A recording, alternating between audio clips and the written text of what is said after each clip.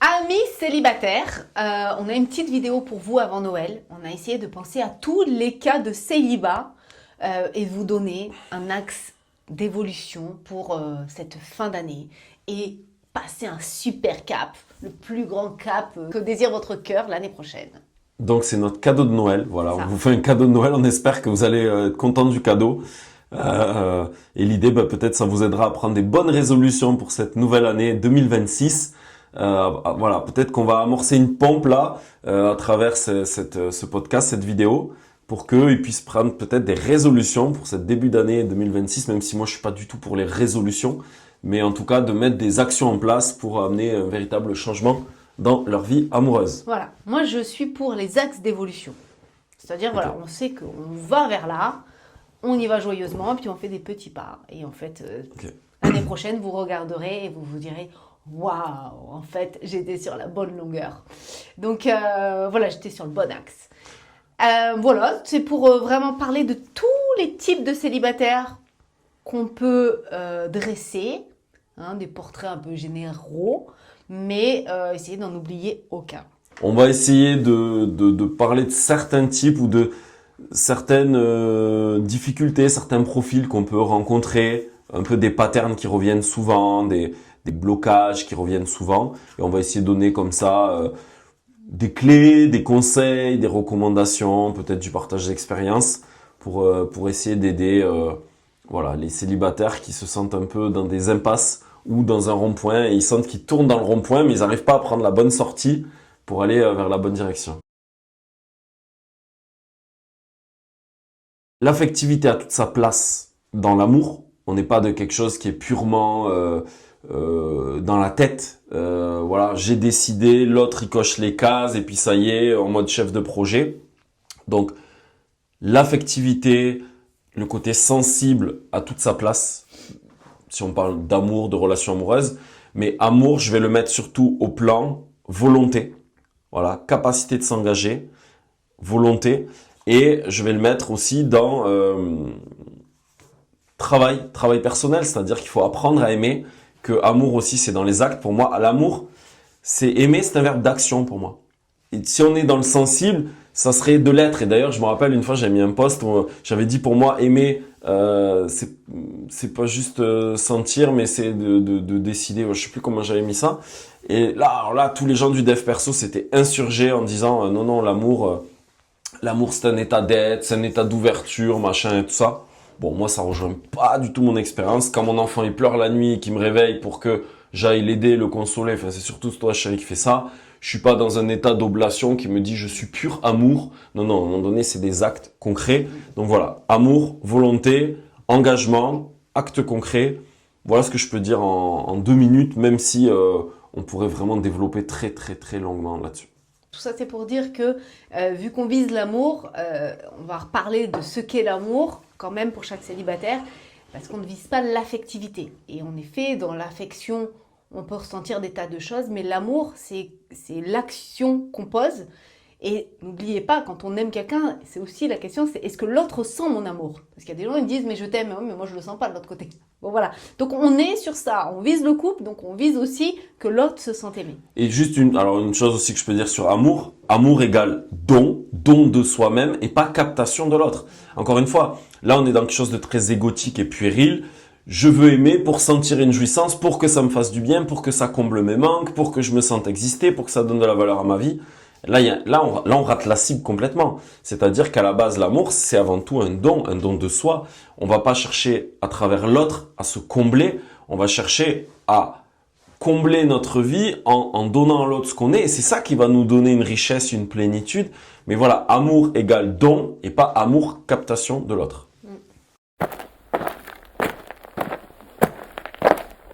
Parmi les célibataires, on peut commencer par peut-être celui justement qui est très épicurien, qui rencontre beaucoup de monde, qui est plutôt sanguin on va dire, voilà, qui a une vie très très riche, qui bouge beaucoup.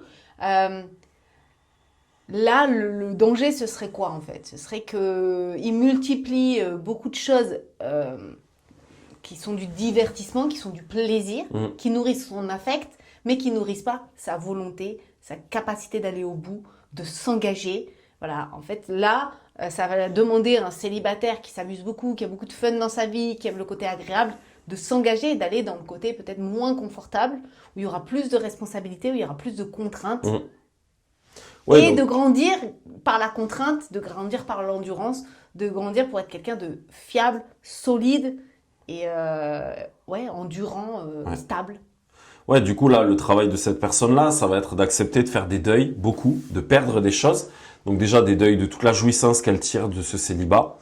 Jouissance de mon propre temps, de mes activités, voilà, je me fais du bien, en fait, je suis le centre de ma propre existence.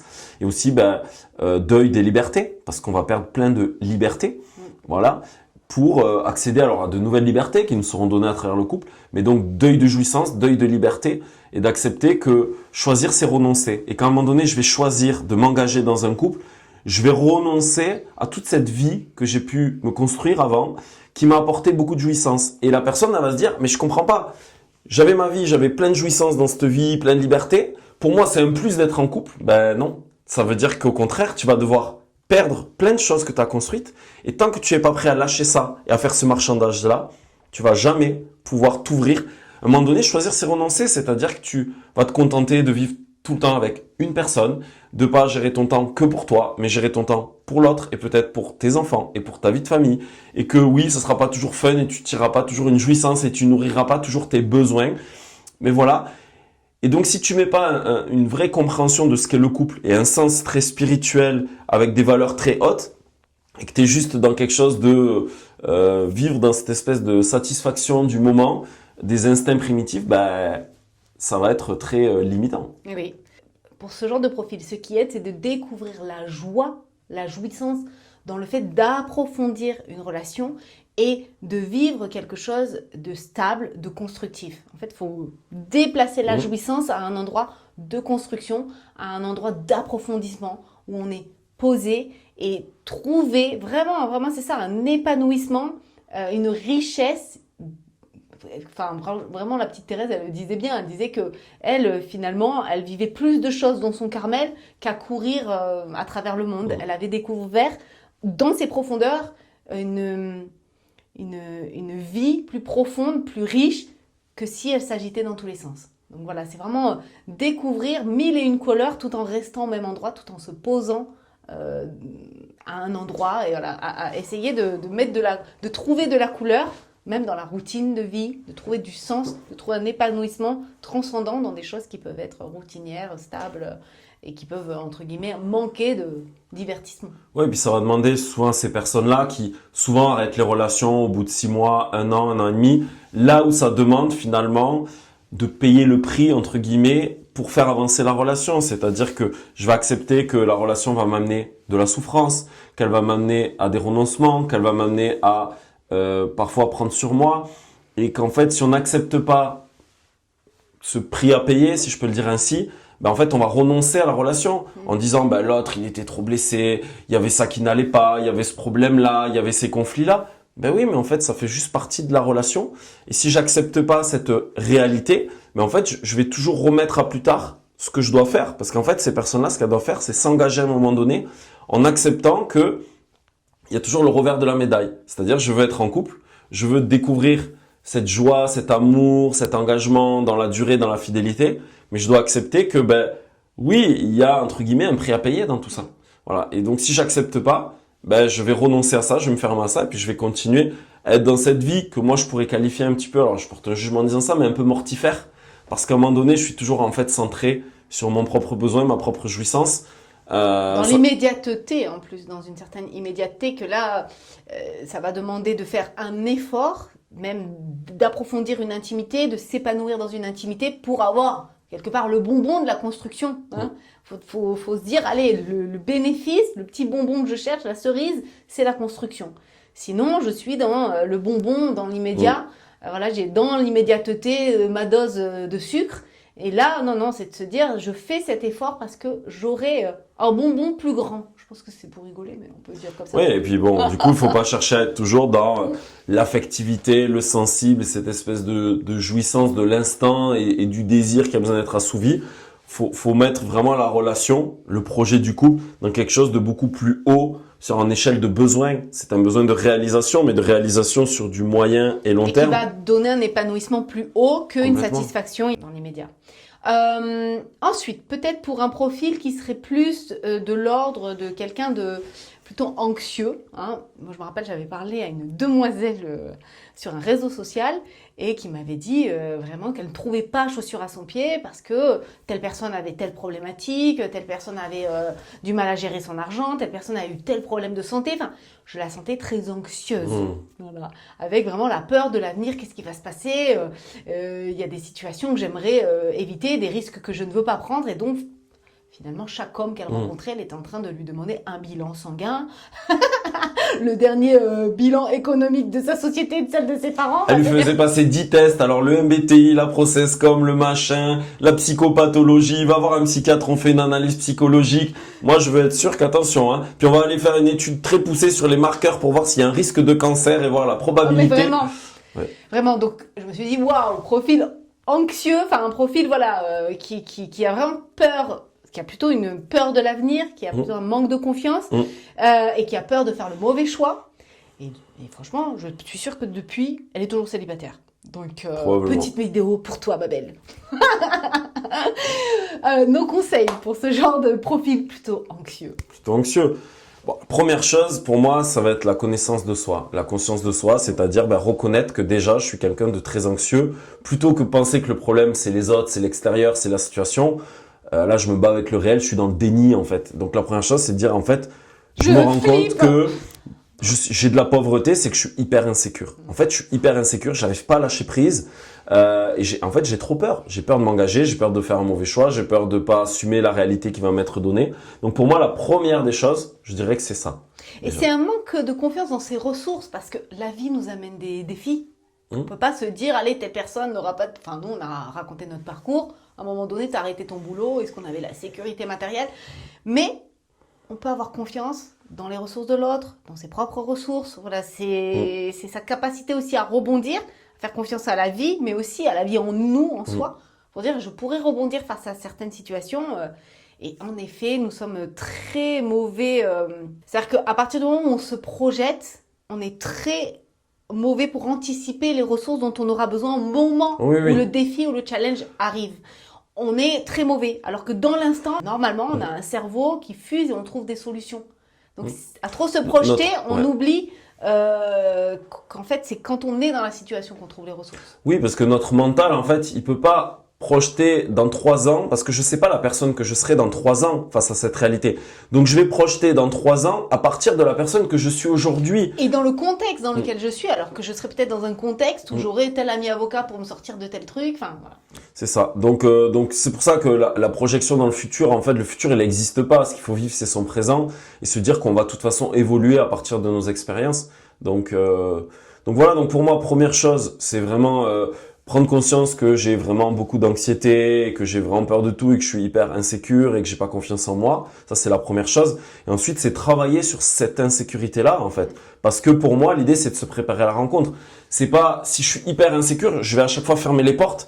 Parce qu'en fait, je vais être drivé par mon système nerveux autonome qui va toujours me dire attention danger. Il va y avoir des dangers partout puisque je porte une insécurité. Je vais être en hypervigilance et peu importe la situation qui va m'être donnée, je verrai toujours une source de danger. Et du coup, qui dit danger, dit soit je vais être dans l'affrontement, mais ça va être du conflictuel, je vais me battre avec l'autre, donc avec le réel. Soit je vais dans la fuite, soit la sidération. Parce que c'est les 3 fonctionnements qu'a notre système nerveux.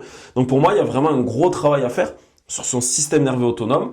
Apprendre à faire de la régulation émotionnelle, apprendre à être beaucoup plus sécure. Il y a peut-être un travail à faire un peu thérapeutique lié à mon passé. Qu'est-ce qui fait que je suis de nature insécure? Possiblement, j'ai eu des blessures d'attachement. Possiblement, dans le foyer, j'ai pas reçu suffisamment de choses. Et donc voilà, commencer par un état des lieux. Ensuite, dans le type de profil, je dirais plus ces profils, tu sais, mélancoliques. Je sais pas si tu en as eu. Des gens un peu pessimistes, pas dans l'anxiété de comment ça va se passer, mais plutôt une tendance mélancolique, tu vois, ça te fait sourire. Non, ce qui me fait sourire, c'est que je suis en train de comprendre pourquoi maintenant tu me donnes tous ces profils-là. Je sais d'où ça vient. Voilà, Okay. Donc moi j'ai eu des personnes plutôt mélancoliques et qui avaient une tendance à toujours être déçues.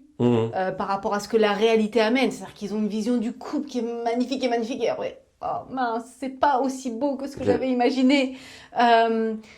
Donc voilà, pour ces profils-là, c'est difficile justement de sortir d'eux-mêmes, d'accepter le réel tel qu'il est, hein, dans des fois les misères qu'ils nous envoient, mais aussi la grandeur qu'ils nous envoient, parce que en accueillant un être imparfait, il y a beaucoup de choses aussi qui adviennent, beaucoup plus qu'en restant seul par moment. Donc voilà, qu'est-ce qu'on peut leur dire, sachant que ces personnes-là, en effet, elles ont souvent du mal à s'impliquer parce que c'est jamais aussi beau que dans leur état d'esprit. Ok, donc tu as dit mélancolique, mais j'aime ça aussi à travers ce que tu dis, je vois beaucoup ceux qui idéalisent les choses, qui les fantasment. C'est des romantiques, c'est des gens qui ont idéalisé l'amour, qui ont idéalisé même la communication avec l'autre. Il m'a pas compris, voilà, l'autre sera jamais à la hauteur, mais ça fait pas naître une grande colère, ça fait naître vraiment une tristesse de mon Dieu, c'est tellement beau en moi, c'est décevant à l'extérieur. Voilà. Bah déjà, ce que je leur dirais, c'est que ce que vous racontez dans votre tête, c'est juste un film et ça n'existe pas, à part au cinéma ou dans votre tête. Donc tout le scénario que vous racontez, toute cette espèce de fantasme que vous avez d'idéalisation du couple, ça se trouve juste entre vos deux oreilles, là, dans votre cerveau, mais ça n'existe pas dans le réel. Donc plus vous allez croire à ces histoires que vous racontez, ben vous allez être toujours déçu parce que la réalité, elle n'est pas comme dans les films hollywoodiens. Désolé de vous l'apprendre, mais c'est quand même une réalité. Donc arrêtez de croire que ce que vous pensez c'est du réel, et aussi arrêtez de vouloir tirer une jouissance parce que ça fait du bien d'imaginer, c'est beau, tout ça.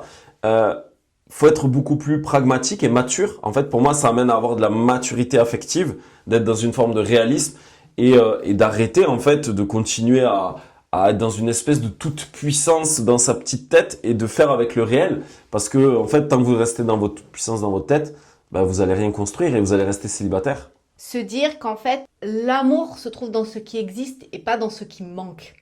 J'ai des personnes que j'ai accompagnées, je leur ai dit, tu es focalisé sur le manque, tu regardes ce qui manque et tu te dis, mince, c'est pas là. Alors que si tu regardes ce qui existe, à force, tu vas t'investir dans ce réel et waouh, dans 2 ans, tu te diras, il manque beaucoup moins de choses. Donc là aussi, c'est un peu faire confiance au fait que quand je m'implique, je vais apporter petit à petit, construire ce qui manque. Voilà, à force d'avoir un problème avec le manque, on regarde ce qui manque et on fantasme ce qui devrait être là, alors qu'il y a ce qui existe. Et ça, je vais le faire grandir. Et plus se dire, je vais être créatif par rapport à ce que j'ai. Je reçois des choses et puis je vais créer quelque chose à partir de ce que j'ai. Donc voilà, vraiment de se dire, si j'applique mon état d'esprit sur le réel en me disant c'est ça qui doit être, c'est hyper violent, c'est ce que fait la société occidentale tout le temps. Alors que je trouve que la grandeur, c'est waouh, quels sont les principes du réel? Qu'est-ce que le réel m'envoie? Et comment je vais le faire grandir? Et là, waouh, c'est de la magnificence. Et là, ça va être. Ouais, donc c'est. Très je le redis autrement, mais ça m'inspire ce que tu dis. C'est arrêter de comparer le réel avec l'imaginaire et l'idéal que vous en avez. Vous serez toujours déçu, J'aime trop forcément. C'est toujours arrêter. Voilà. Déjà d'une part, et ayez un regard en fait de gratitude et voyez ce qui est positif. Soyez dans la gratitude et la reconnaissance de ce qui est. C'est l'histoire du verre à moitié vide, à moitié plein. C'est un état d'esprit à avoir. Et puis, soyez satisfait de ce qui déjà vous est donné. Soyez dans cette gratitude vis-à-vis de ça pour vraiment, finalement, vous réjouir de cette réalité. Parce que si vous la comparez toujours cette réalité à l'idéal que vous en avez, vous serez toujours déçu. J'avais accompagné une personne qui était comme ça, qui était plutôt mélancolique. Et je lui avais dit, tu es trop focalisé sur le manque. Et tu oublies de regarder tout ce qui est là. Et ça va grandir d'année en année avec cette personne et tout. Et je l'avais blessée, je l'avais déçue. Mais attends, la thérapeute dans ma tête, elle était tellement meilleure que c'est qui est là. Bon voilà, mais c'est vraiment ça, c'est à force de regarder tout ce qui manque. Alors la thérapeute, il lui manque ça, le coach, il lui manque ça.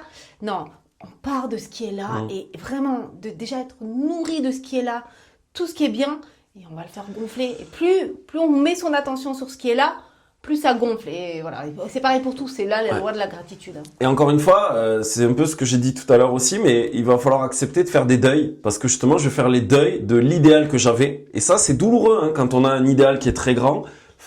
Accepter le réel, c'est faire du deuil. Ça fait souffrir, donc faut accepter que du coup, la relation va amener à aussi de la souffrance parce qu'il va y avoir des deuils à vivre. Et comme aime le dire le Rav Ben Chetrit qu'on aime beaucoup, plus ton sommeil est profond, plus tu idéalises, tu fantasmes dans ton espèce de sommeil, de ton illusion, plus le réveil va être difficile et douloureux. Brutal.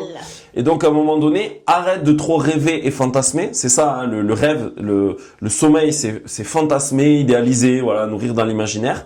Le réveil, c'est construire une relation à partir du réel. C'est ça, voilà.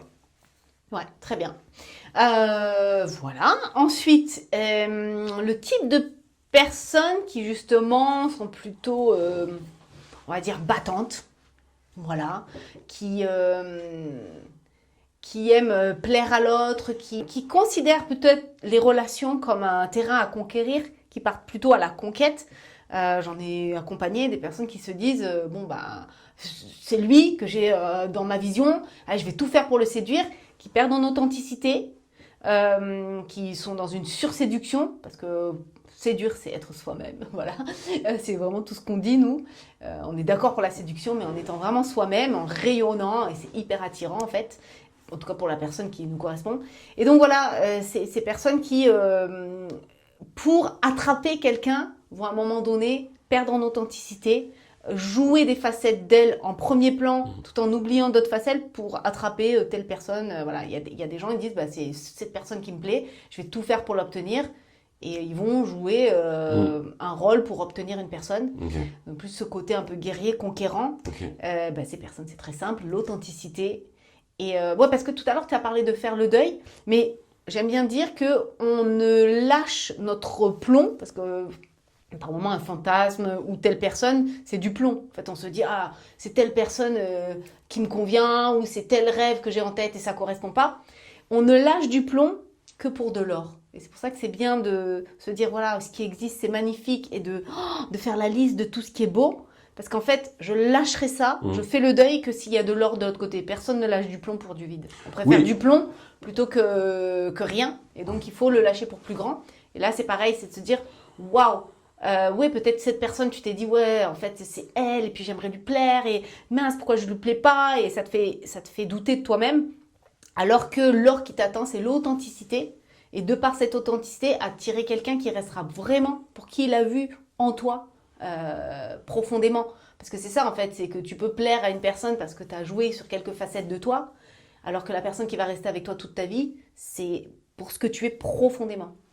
Voilà, il faut mieux plaire à une personne pour ce que tu es vraiment et qui reste là, plutôt que plaire à 10 personnes qui vont partir dès qu'ils vont découvrir le vrai toi.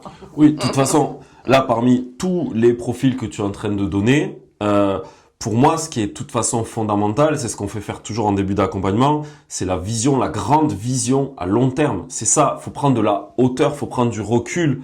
À un moment donné, si on est trop sur soi, on n'y arrive pas. Le couple va nous demander de nous décentrer, de voir beaucoup plus grand que ce qu'on peut voir aujourd'hui. Donc, faut avoir une belle et grande vision, ce qu'on appelle en coaching le pourquoi, le why. Mais il faut que ce soit quelque chose qui nous transcende, quelque chose qui nous dépasse pour qu'on puisse justement embrasser cette nouvelle réalité. Donc pour pour donner des petites clés pour ces personnes-là, déjà la première chose c'est de dire que t'as pas besoin de te battre pour être aimé, t'as pas besoin de jouer un rôle, tu es aimé pour ce que tu es, tu as de la valeur. Pas par tous. Pas par tous. Mais oui, mais c'est ça aussi. D'accord. Peut-être pas par celui. On en a eu des personnes qui se disent mais c'est lui qui me plaît, je le croise au rock, je le croise. Et elles restent focalisées sur cette personne et elles essayent de le séduire, et en fait elles oublient que c'est l'authenticité qui est la plus grande réussite, et à partir de cette réussite d'être pleinement soi-même ou d'oser être soi-même, donc de s'aimer soi-même pour pouvoir accepter quelqu'un qui les voit, parce qu'en fait souvent ces personnes ne les voient pas. Donc je reprends parce que ma femme elle a voulu me couper, mais j'ai envie de dire ce que j'ai envie de dire quand même. Non, mais on n'est pas aimé par tous, c'est juste pour dire ça, parce qu'on est aimé. De façon ontologique, on est aimé. Dieu nous aime, on se doit d'être aimé. Enfin, c'est comme ça, c'est ontologique en fait. On mérite pas l'amour. Voilà. Après, donc pour moi, déjà de se dire, pas besoin de te battre pour être aimé, t'as pas besoin de jouer un rôle pour être aimé, t'as juste à être toi. T'as pas à faire, t'as à être. T'as pas à faire, jouer un rôle, prendre un personnage. Tu as à être.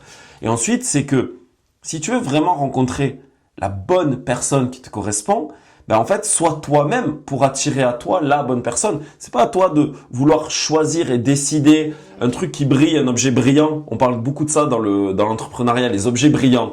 Oh, j'ai trouvé le nouveau business, la nouvelle affaire, et puis hop, je me jette dessus. Non, attention, l'objet brillant.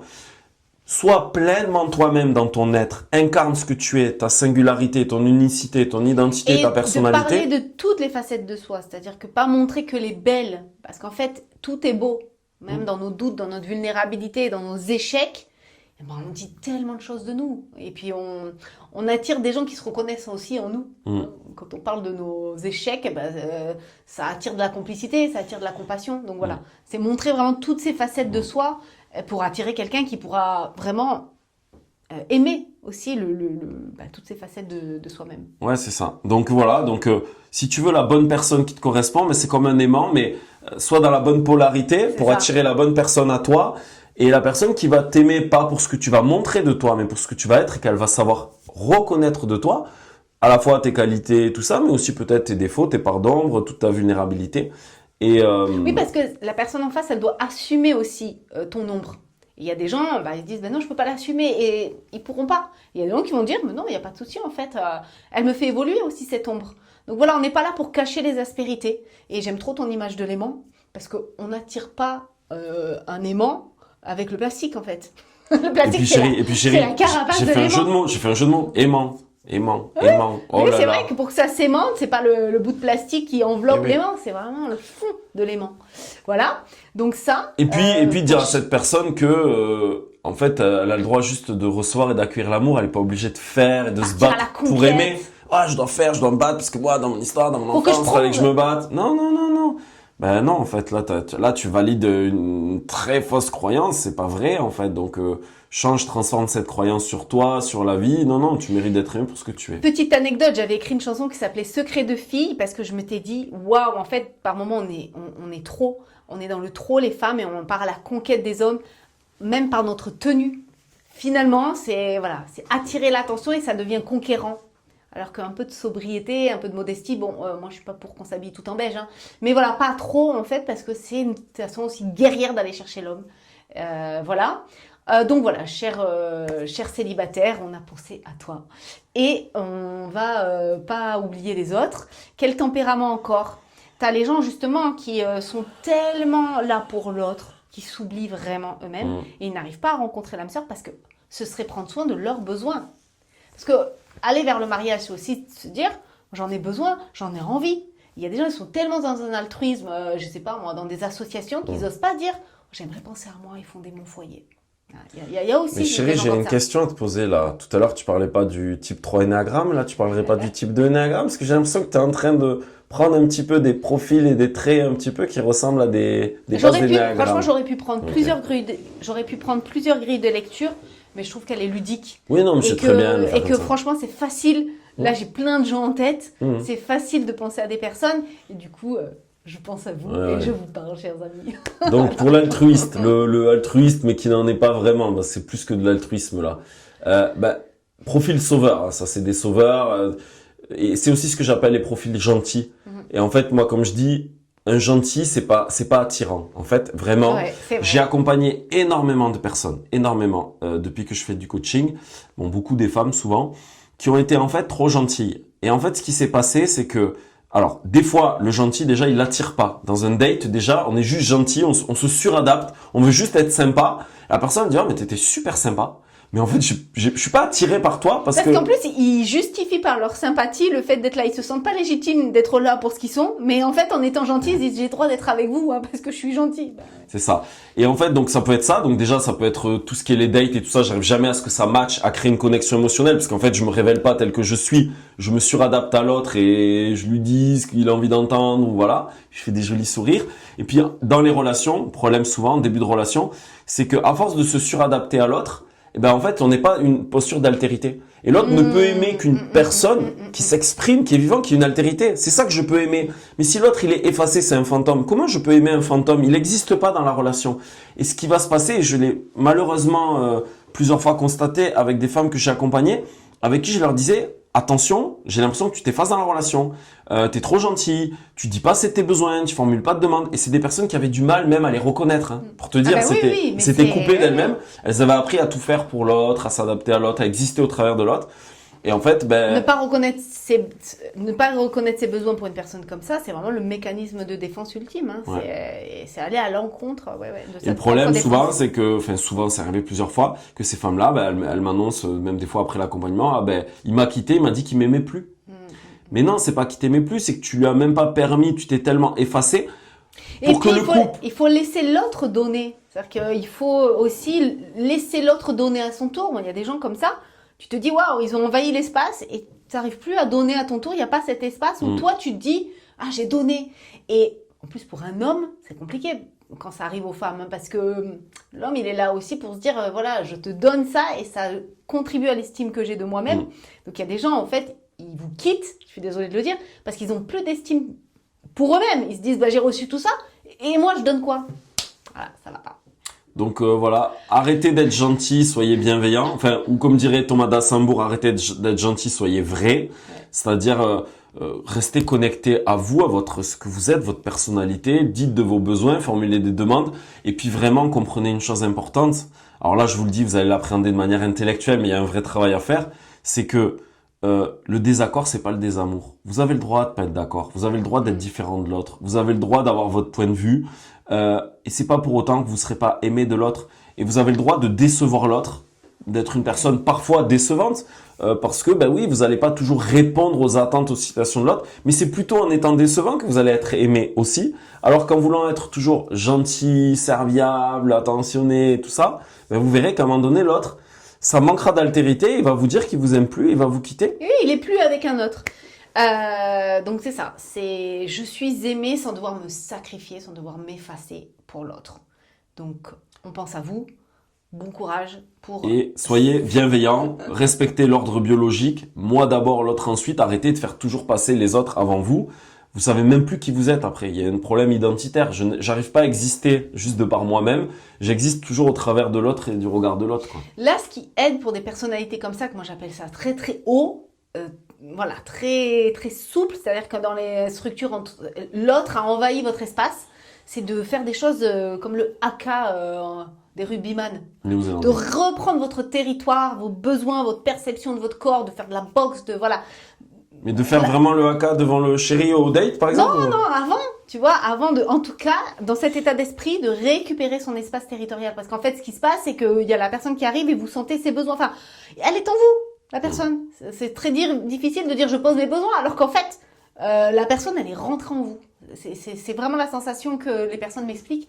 C'est pour ça que j'aime bien l'énéagramme, c'est parce qu'on peut vraiment écouter chaque personnalité, comment elle vit les choses à l'intérieur, et là tu te dis waouh, en fait il existe d'autres mondes que le mien.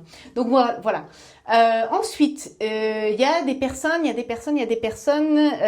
qu'est-ce qu'on pourrait faire? Oui, il y a des personnes qui ont des attentes très élevées, qui elles ont mis la barre très haute, genre Brie Van de Camp, elles mettent la barre très haute pour l'autre, mais aussi pour elles-mêmes. Et là c'est compliqué, hein. Ça ressemblerait pas à la base une perfectionniste, toujours une espèce d'exigence très haute. Est-ce que tu penses à une personne? Moi, je pense à des personnes, mais c'est ça, en fait. Ils n'aiment pas l'imperfection dans la relation. Donc, autant vous dire que de l'autre côté, bah, il y a un sentiment de est-ce que j'assure autant? Est-ce que je suis à la hauteur? Voilà, je suis avec quelqu'un qui est nickel. Là, je suis arrivée en retard. Bah, je vais me faire taper dessus. Donc, voilà, ça, c'est des gens qui foutent la pression à tout le monde, en fait. Oui, et puis bon... L'amour ne nécessite pas de la perfection, au contraire, l'amour c'est une grande imperfection, c'est d'accepter toutes les imperfections de l'autre. Pour moi, le véritable défi de l'amour, c'est cette capacité à pouvoir aimer l'autre et accueillir l'autre dans tout ce qu'il est, dans sa différence, dans sa pauvreté, dans sa singularité, sans le juger, sans vouloir le changer. Sans l'évaluer. Pour moi, c'est vraiment ça, mais ça c'est vraiment le chemin ultime qu'on va mettre toute sa vie à travailler, notamment en couple. C'est vraiment de ne pas chercher à changer l'autre. Et parce qu'il faut comprendre que déjà, quand on est perfectionniste, on se met une telle pression envers soi-même, on est extrêmement exigeant pour pas dire intransigeant, mais du coup, on l'est vis-à-vis de l'autre. Donc, comment pouvoir aimer l'autre si on met toujours des tas d'exigences pour pouvoir l'aimer? C'est-à-dire, on met des conditions dans la relation. Donc, pour moi, il y a vraiment, lâchez-vous la grappe, quoi, c'est bon. Soyez parfaitement, mais parfaitement, hein, parfaitement imparfait. Voilà. Soyez dans... Non, puis c'est vrai que les belles histoires, elles sont imparfaites. Si tu prends les héros, c'est souvent des anti-héros. On n'aime pas les choses trop lisses, les choses trop parfaites.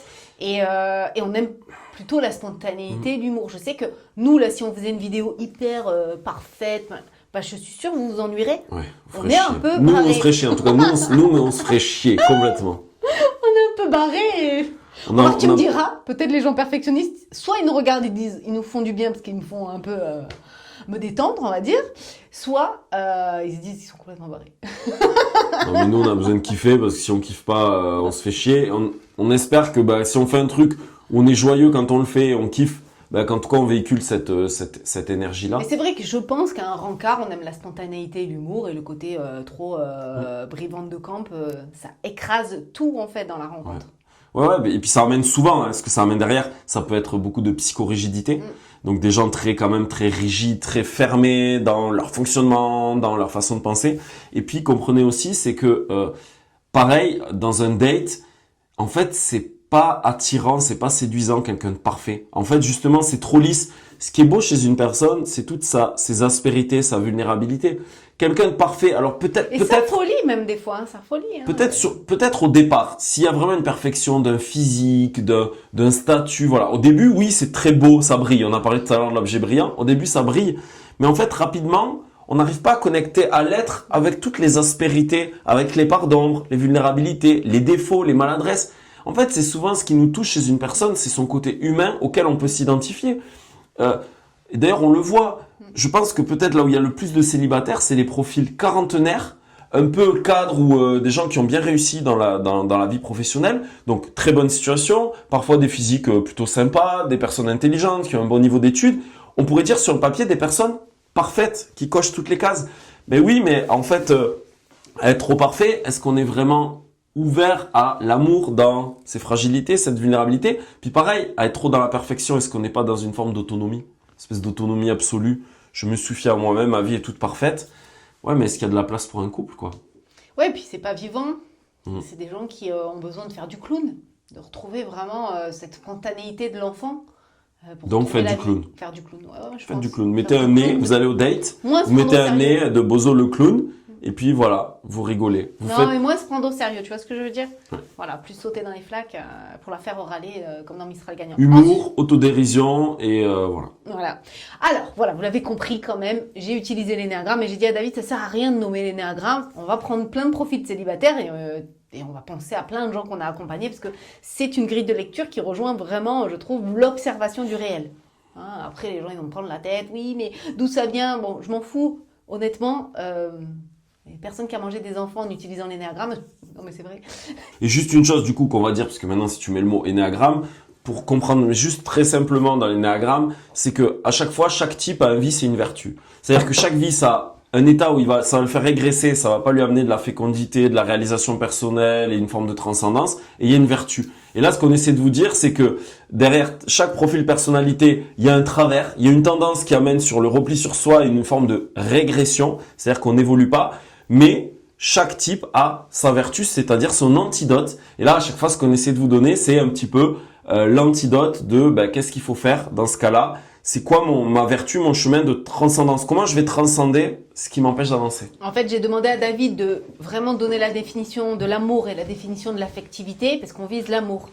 Et sachant que sur ce chemin de l'amour, le titre de notre podcast, En Marche, l'amour en marche, eh bien, il y a nos mécanismes de défense. Et je trouvais ça très intéressant de bien pointer du doigt pour vous qui nous écoutez, vos mécanismes de défense, parce que le mécanisme de défense de la base 1 du perfectionniste, c'est pas le mécanisme de défense de la base 2. Hein, le mécanisme de défense de la base 2, c'est de se protéger de ses propres besoins. Pour être aimé de l'autre, je dois oublier mes besoins, comme ça au moins j'ai plus de chances que tu m'aimes. Et en fait, ça peut être un frein à la rencontre, ça peut être complètement le bouclier qui m'empêche de rencontrer l'amour. Donc c'est pour ça que j'ai proposé à David ce thème-là, parce que sur votre marche de l'amour, si vous dépassez pas votre bouclier par rapport à votre tempérament, en fait vous allez vous retrouver dans une voie sans issue, sans ouverture. Voilà. Et si vraiment vous regardez, à chaque fois on a essayé de vraiment montrer que même si tu es sympa et que tu es un type épicurien, à force de pas approfondir, tu te maries pas, quoi. Voilà. Donc voilà, maintenant l'observateur, c'est des gens qui ont peur d'être envahis, qui ont peur justement qu'on leur demande quelque chose, qu'on attende quelque chose d'eux. L'inverse, par exemple, d'un battant. J'ai peur que tu me demandes quelque chose, j'ai peur que tu m'envahisses, j'ai peur que tu aies des attentes parce que ça va me demander de l'énergie. Donc, Et qu'est-ce qu'on a à moi, dire? j'en ai pas beaucoup d'énergie. Ok. Donc, qu'est-ce qu'on peut dire pour les aider? Parce que c'est sûr que pour Ok. eux, ils ont peur d'être envahis, ils ont besoin d'espace, ils ont besoin de temps, d'autonomie, de temps libre, voilà. Et comment, voilà, on peut les aider à laisser quelqu'un entrer Ouais. dans leur espace, dans leur monde, sachant qu'ils ont un bouclier plus. Ouais, bah, sortez de votre caverne. Franchement, sortez de votre bulle. Arrêtez de cumuler de l'information. Information. Je comprends le monde, je comprends plein de choses. Mettez-vous en relation. Sortez de l'information et de la compréhension. Allez dans la relation, dans le lien. Osez aller dans le lien. Et venez avec ce que vous êtes, parce que peut-être vous pensez qu'il faudrait que vous soyez beaucoup plus ou je ne sais quoi. Non, restez ce que vous êtes, vous n'avez pas besoin d'être un homme augmenté. Vous êtes vraiment des belles personnes, moi je trouve que c'est des personnes très très riches, mais effectivement, par moments, s'ils veulent pas être en lien, tu sens que tu les saoules, quoi. Tu vois. si ce que vous voulez, c'est vraiment de l'information, puisque vous aimez ça, hein, l'information, la véritable information est donnée dans l'expérience. Donc vivez de l'expérience, allez dans le lien, allez dans la relation. Arrêtez de vouloir être un puits de connaissances.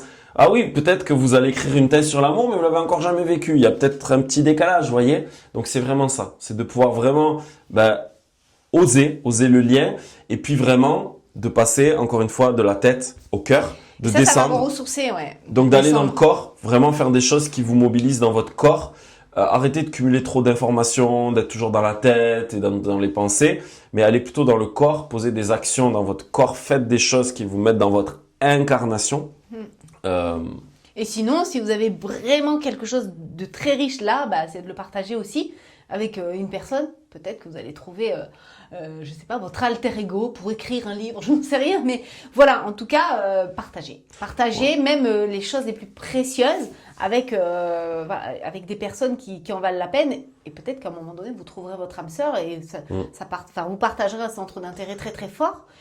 Donc voilà, je rejoins sur le fait aussi de descendre dans son corps, tout en se disant, si c'est précieux là-haut, le partager, ça va me mettre en lien avec d'autres. Ouais, voilà, il faut que ça soit partagé. Si l'information elle est partagée, déjà on dit toujours quand on a la capacité à transmettre notre savoir, quand on veut le transmettre, c'est là où on commence à l'intégrer. Sinon, c'est juste, on a cumulé de l'information et c'est tout.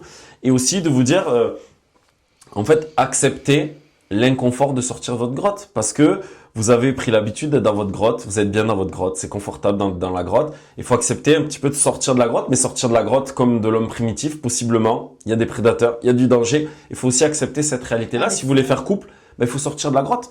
Je pense que l'homme de Cro-Magnon, il fallait qu'il sorte de la grotte pour aller rencontrer, rencontrer sa chérie dans un date. Je sais pas comment ils se faisaient les dates à l'époque, tiens. C'est une vraie question. On va creuser ça. On va lire des trucs. Je préfère même pas m'imaginer. Comment ils faisaient leur date à l'époque, hein? Un morceau de gibier. Tiens, je te donne un bout de gibier, un morceau de barbac bien fraîche. Tu vois?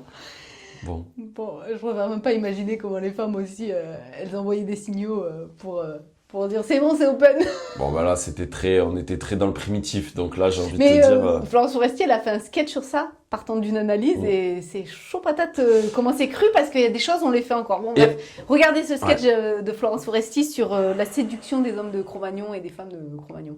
Non, c'est vrai, elle est allée loin, mais voilà. Mais ça montre qu'on fait des mêmes choses, mais avec du maquillage. Et en même temps, on digresse 2 secondes, mais en même temps, je pense qu'on a des représentations très erronées de l'homme de Cro-Magnon, l'homme de Néandertal et tout ça. Et je me rappelle, là, il y a pas très longtemps, quand on allait visiter une grotte, alors je sais plus si c'était Néandertal, Cro-Magnon, je sais jamais trop. C'est vraiment non plus. Mais j'étais hyper surpris à quel point ils étaient hyper évolués dans comment ils vivaient dans la grotte, le fonctionnement. C'était quand même vachement réfléchi, c'était vachement intelligent.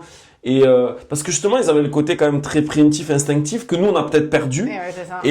Mais je trouve, j'étais surpris de me dire, ah ouais, mais quand même, ils tenaient en compte ci, ça et tout. Justement, ils élaboraient pas des choses intellectuelles, ils partaient des principes du vivant.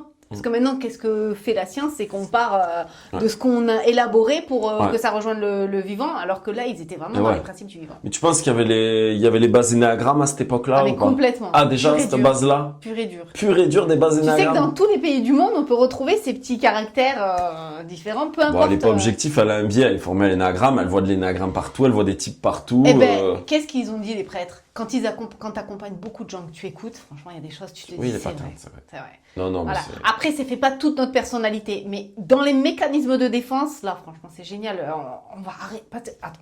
Comment on fait sinon? On est là, tout seul, on galère avec nos mécanismes de défense, on les voit même pas. Là, au moins, tu sais, t'as le truc, tu te dis, voilà, c'est ça mon mécanisme de défense, t'avances. Voilà. Non, mais c'est vrai que... Merci l'énagramme. Et d'ailleurs, dans les prisons, les gens, ils disent, ah oui, en effet, c'est ça qui a fait que je suis en prison. Voilà. Donc, t'imagines, pour les gens très, très, très, très, très intenses, où ça peut mener ce mécanisme de défense. C'est vrai que, en fait, les outils de typage de personnalité, comme sur l'énagramme, qui est quand même assez abouti, assez bien pensé, c'est vrai que ça permet finalement, c'est une grille de lecture, hein, oui. C'est une grille de lecture qui permet finalement de beaucoup mieux se connaître, se sonder au niveau de son fonctionnement, de ses réflexes instinctifs et tout ça.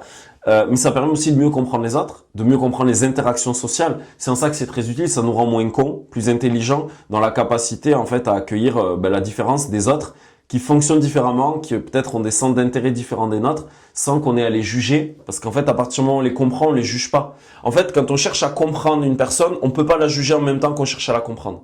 Donc, si on est plutôt à se dire, ok, bon, son fonctionnement, c'est quoi? Ben, on essaie de la comprendre et de la rejoindre. Je te jure, le jour où tu feras les panels avec Valérie Maillot, tu vas halluciner.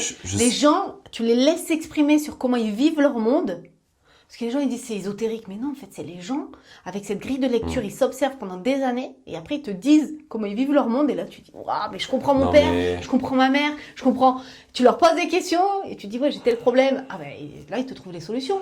Et c'est magnifique parce que là, ça te sort de ton petit monde parce que tu n'es, qu'une personne sur 9 dans le panel des personnalités que propose Enneagramme. Et tu te dis, déjà, il y a 8 personnes sur 9 là qui fonctionnent différemment de moi. C'est-à-dire que vraiment, ça fait beaucoup, quoi. Ça fait plus de 90% de l'humanité qui ne fonctionne pas comme moi. Donc bon, bref, voilà. Ensuite, le médiateur, c'est un peu pareil. Peut-être que tu as cru que c'était l'observateur. Enfin, c'est pas pareil, mais tu as cru. Le médiateur, il est passif. Il fuit complètement le conflit. Parce qu'en fait, l'altruiste, lui, s'il n'est pas d'accord, il peut te le dire intellectuellement, il est vaillant, tu vois. Il est vaillant, mais peut-être qu'il n'aura pas l'énergie après de tout l'aspect relationnel. Mais intellectuellement, il va te dire, je suis pas d'accord, et puis il sera bien précis, et tout le monde va flipper parce que lui, il a le détail. L'altruiste ou l'observateur? L'observateur. Ah oui, t'as dit l'altruiste. Là, voilà, l'observateur, il est vraiment capable, à un moment donné, de te faire front intellectuellement, même s'il va pas avoir la force, peut-être, de faire front dans la relation. Alors que le médiateur, lui, laisse tomber. Il va fuir le conflit, même intellectuellement, il va pas donner son opinion, alors qu'une base 5 va vraiment te donner son opinion, parce que vu le temps qu'elle passe à l'élaborer. Donc voilà, il y a une passivité, il y a une fonte dans les besoins de l'autre. Contrairement à l'altruiste, je devine tes besoins avant même que tu les exprimais. Là, je me fonds dans ta présence, je suis là pour toi. Et en même temps, tes besoins, je vais pas les deviner, mais si tu me demandes, je pourrais pas te dire non. Donc voilà. Mais là, on est vraiment dans plutôt une passivité au lieu d'agir pour l'autre. Ouais, on est très passif et on est dans cette rondeur. Passif, et pour moi, il y a vraiment le truc avec, ça peut être même une forme d'oisiveté ou une forme de paresse. Oui. On pense à certaines personnes, justement. Ouais. Après, elles ont des belles qualités, hein. C'est toujours pareil, mais le tout, c'est de pas être dans une caricature de son type et de s'élargir, de se transcender, d'élargir un peu. On vous aime, les médiateurs, on vous aime, vous nous aidez à nous tempérer. Sache que j'ai une aile quand même, moi. Ouais, c'est ça, moi il me faut du bien, moi j'ai une flèche. donc voilà, et puis le conseil que je vous donne, c'est vraiment aller plus dans la volonté, donner une direction à votre vie, aller dans la volonté, engagez-vous dans des choses en fait. Sortez de cette espèce de passivité, un peu à subir votre propre existence, vous voyez, être un petit peu spectateur de votre existence, devenez acteur de votre existence. Tout à l'heure, on a parlé de celui qui est trop acteur, qui est trop en mode je suis l'acteur de ma propre vie, arrête de jouer un rôle. Mais là, vous, peut-être, c'est devenez vraiment acteur de votre propre vie, parce que là, vous êtes plus spectateur de votre propre vie, vous regardez votre propre vie, mais vous n'êtes pas suffisamment agissant dedans. Donc voilà un petit peu le et puis voilà, c'est ça, c'est prendre sa place dans la relation, sinon vous êtes juste une espèce d'absorbateur. Ouais. Invente un mot, moi des fois j'aime. Ouais, vas-y, je te laisse. C'est notre podcast, on fait ce qu'on veut. Ouais, c'est ça. On est libre. Est-ce que YouTube il va nous rejeter? Non, on fait ce qu'on veut YouTube. On invente des mots, c'est comme ça, voilà. C'est notre délire à nous. La rousse vivant. Bon bref, voilà, vous êtes juste sinon en absorption de l'autre. et vous proposez pas, vous n'êtes pas force de proposition, donc vous n'existez pas dans la relation, même si vous êtes de rondoudou. Moi, j'aime trop vos présences. Moi, je suis bien avec des gens comme ça. Ouais, attention à la passivité. Mais voilà, attention à la sortez de la passivité, soyez plus actifs. Et puis, soyez pas lâche, parce que des fois, vous dites pas votre point de vue, vous faites oui à tout le monde. Après, tu te dis, mais toi, t'es qui, en fait, au final? Ça, c'est vrai aussi qu'il y a une vraie lâcheté. Ouais. C'est-à-dire que vous n'assumez pas vos valeurs, ce à quoi vous croyez, vos convictions. Et encore une fois, en faisant ça, vous perdez parce qu'en fait, vous effacez complètement dans la relation. Et encore une fois, ça va vous jouer des tours dans vos dates, enfin dans les rencarts, dans les rendez-vous, parce que en fait, vous rayonnez pas assez de ce que vous êtes. Et à force de trop être effacé, ben l'autre il vous voit comme quelqu'un un petit peu qui manque de personnalité, parce que c'est un peu ça en fait. Vous manquez un petit peu de personnalité parce que vous assumez pas assez. Forcément, il faut assumer l'altérité, mais qui dit assumer l'altérité, ça veut dire que possiblement, il peut y avoir du désaccord, du conflit, et c'est ce que vous fuyez. Donc, à un moment donné, vous cherchez toujours tous les stratagèmes pour vous fondre. Mais à un moment donné, à se fondre, on ne vous voit plus. En fait, il vous faut un idéal plus haut. Au lieu de se dire là, dans l'immédiat, comme un peu l'épicurien, je veux du plaisir, vous, votre plaisir, c'est d'éviter le conflit, de fusionner avec l'autre. Là, il faut un idéal plus haut. C'est vraiment chercher à vous propulser vers waouh, ce que je peux atteindre. Je peux atteindre quelque chose de plus haut. Je peux donner mon point de vue. Ça va nous amener tellement plus loin. Je vais rêver même sur qui je vais devenir. Je vais rêver sur ce que je peux accomplir. Je vais vraiment me dire, je peux faire des grandes choses. Je peux devenir quelqu'un d'inspirant. Voilà, vous satisfaisez trop de ce qui est là. Voilà, au moins vous êtes dans le moment présent, mais c'est trop de satisfaction de ce qui est là. J'ai pas créé de vagues, alors que waouh, commencez à vous projeter. Je peux devenir telle personne. Regarde. Je peux faire telle personne. Voilà, ça s'appelle la vertu de magnanimité. Voilà, allez-y quoi. Et la grandeur. Ça, je l'ai appris dans ma pratique, c'est que dans le coaching, c'est des gens qui sont très passifs et qui procrastinent. Et j'ai compris que maintenant, si je décèle une base 9, prescription de tâches systématique, obligatoire, avec compte rendu, avec checklist, parce que en fait, ils rentrent dans le programme, ils viennent en séance, pas de problème, on est là. Mais en fait, quand il faut poser vraiment des actes et y aller et mouiller un peu le maillot, ben en fait, ils sont aux abonnés absents. Et donc ça, je sais que maintenant, à coacher ces personnes-là, il faut vraiment aller les chercher, faut vraiment les coacher pour qu'ils soient dans, je sais plus comment on dit d'ailleurs, c'est la volonté juste, c'est ça, non? L'action juste. L'action juste, ouais, c'est ça. C'est un peu leur vertu, c'est de poser vraiment une action qui est juste et ils alignée prennent avec leur temps, eux. hein. Donc, Après, moi, il y a des gens, c'est pour ça qu'on peut pas dire notre programme au bout des 9 mois, les gens, ils ont des résultats. Parce qu'en fait, avec les bases 9, c'est vraiment quand ils décident. Donc, ils emmagasinent. Non, mais c'est vrai. Ils emmagasinent. Il y a des gens, je leur demande, alors, ça va, tu en es où? 1 an, rien. 2 ans, rien. 3 ans, ils ont décidé, ça y est, ils se sont débloqués. Non, mais vraiment, c'est des gens, c'est des éléphants. Si t'es là, tu dis, allez, bouge-toi. Il dit non. mais non, mais ce qui est bien, les bases 9, vous savez ce qui est bien, c'est qu'on fait un programme de 9 mois. Mais vous savez qu'on peut le faire 2 fois ce programme. Et d'ailleurs, j'ai des bases 9 qui ont pris 2 fois le programme. Au bout des 9 mois, ils se sont dit, bon, j'ai compris que sur les 9 premiers mois, j'ai pas fait ce qu'il fallait. Maintenant, je reprends le programme et cette fois, je suis décidé à le faire. Vous voyez, c'est ça que j'aime dans l'énagramme, c'est qu'après, il y a des choses que tu vois, mais là, tu peux les nommer, tu peux mettre des mots, tu peux vraiment, voilà, te saisir du réel. Sinon, c'est des choses, tu dis, oui, bon, elle est un peu étrange. Et je trouve que l'air de rien, tu juges moins parce que tu sais qu'en fait, elle a des qualités magnifiques, cette personne. Franchement, ils ont une force d'inertie. Tu sais, le poêle qu'on avait chez ma grand-mère, là, qui gardait la chaleur hyper longtemps, bah, c'est eux, quoi. Une force d'inertie, et ça te chauffe toute la baraque pendant 4 jours. Mais après, voilà, pour les faire bouger, voilà, c'est fort dans l'inertie, mais pour bouger, c'est compliqué. Et en même temps, j'ai une copine, vraiment base 9.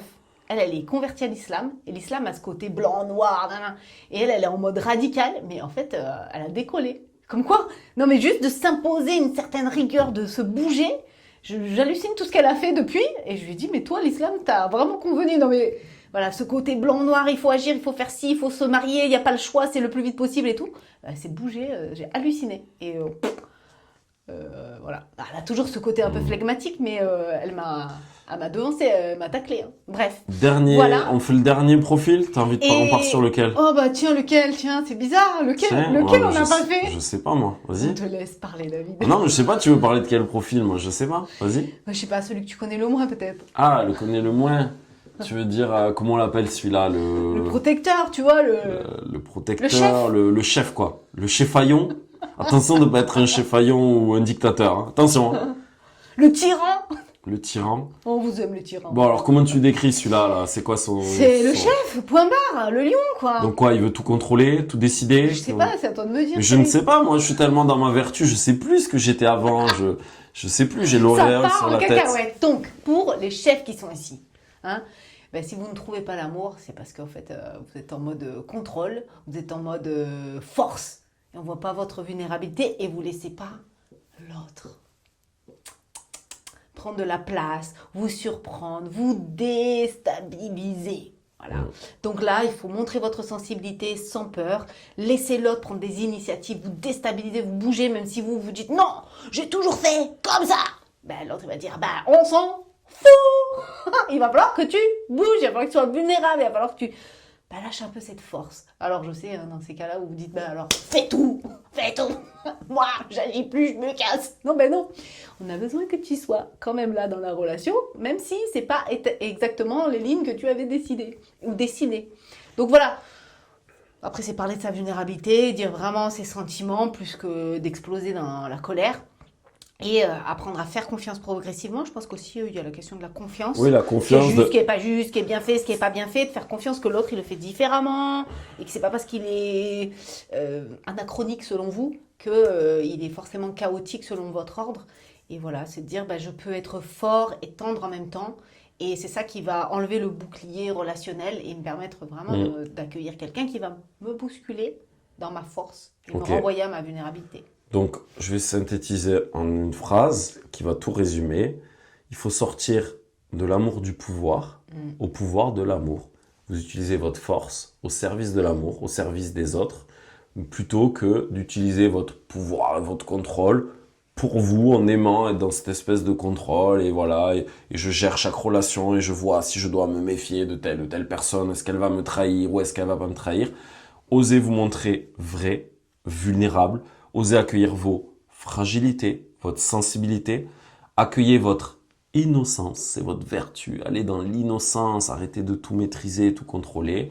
Et puis mettez votre charisme, votre force de chef en mode leader, en mode j'inspire les gens, en mode j'utilise ce que je suis, ma force, pas juste pour moi, pour maîtriser ma vie, mon existence, mais pour la mettre au service de mon prochain. Et quand je fais moins bien les choses, ou même si je suis fatiguée, je délègue. Hein, on n'est pas irremplaçable. Voilà, point barre, je dis ça, je ne dis rien. Quoi qu'il en soit, voilà, on vous a fait votre cadeau de Noël. Je sais pas si c'était un cadeau. Ouais, peut-être c'est pas un cadeau. Peut-être c'était vraiment pas un cadeau, vous n'êtes pas obligé de l'ouvrir. On vous a fait quelque chose, on ne sait pas comment c'est reçu, mais on a mis du cœur. Hein. En tout cas, on s'est lâché, on s'est fait plaisir. En tout cas, je sais pas ce que ça donnera, je le regarderai peut-être même pas, mais ce que je sais, c'est qu'on s'est fait plaisir. Voilà, on a rigolé, on s'est amusé. On espère que du coup vous aurez passé peut-être un bon moment avec cette vidéo. Peut-être que vous aurez pas appris grand-chose et que le cadeau de Noël il n'a pas une super valeur intellectuelle ou psychologique pour vous aider. Mais on est là pour vous pendant ces moments de famille où quand on est célibataire, c'est pas drôle parce qu'en fait on voit des couples, on voit les années qui défilent où on est seul et on vous a fait ce cadeau et on croit en vous, on est avec vous. Mais voilà, dépassez votre mécanisme de défense et sachez que les parfaits, on aime vos imperfections. Les altruistes, on aime vos besoins. J'ai envie de pleurer quand je dis tout ça. Vas-y, c'est bon. Les battants, on aime vos échecs. Les romantiques, j'ai pas. Mais voilà, on aime... Votre simplicité. Ouais, c'est ça, votre simplicité, ouais, c'est ça. Les observateurs, on aime votre présence. Voilà. Et voilà, votre présence. Et on aime même savoir si ce que vous discret, ressentez, on aime savoir ce que vous vivez. Même si vous êtes discret. Les anxieux, les loyalistes, on en pense, on en a dans notre entourage, on en a pas mal. Hein. On vous aime tout court, parce qu'eux, ils croient que tu les aimes plus toutes les 5 secondes. On vous aime tout court, point barre. Vous inquiétez pas, on vous aime, on est là. Les épicuriens. Pas trop d'excès, surtout en fête de Noël, c'est pas bon. Quel rapport? Mais c'est pour les épicuriens, j'ai raconté. Les épicuriens, on se calme pendant les fêtes de Noël. On mange pas tout, on réfléchit à approfondir les relations. On se sert pas 4 relations. fois du foie gras. Une fois, ça suffit. Il y a la dinde, il y a la bûche, il y a tout ça, ça suffit.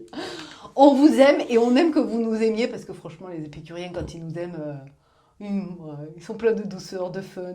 Moi, j'aime bien. C'est pas des sauveurs, tu vois, mais ils te disent tu vas pas bien, je te prépare un petit bain. Voilà, ils font leur petit truc, je te ramène une petite fleur. Enfin voilà, ils mettent des petites actions comme ça d'amour, j'aime bien.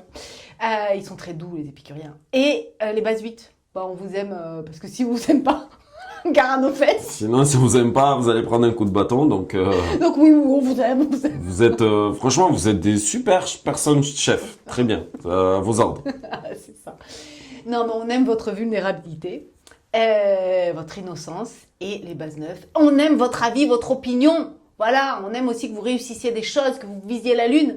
Voilà, j'ai l'impression d'avoir juste un petit peu raté le mélancolique, bizarrement. Mais voilà, on aime...